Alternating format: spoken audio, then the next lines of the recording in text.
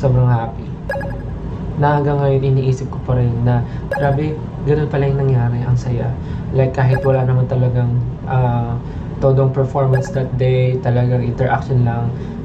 Grabe, grabe talaga yung support. Sobrang, wow, overwhelming. I cannot put into words how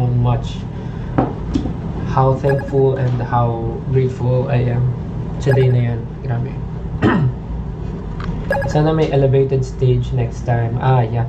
Actually, kaya nga, yun nga yung hindi kami prepared for that. I mean, we didn't expect na ganun karami yung pupuntang tao. Kasi nga, lang siya, small gathering, small event lang siya. So, kala namin cutesy-cutesy lang talaga yung mangyayari. But, even the brands, nagulat sila na dumagsa yung tao. So, parang, ginawa na lang yung best.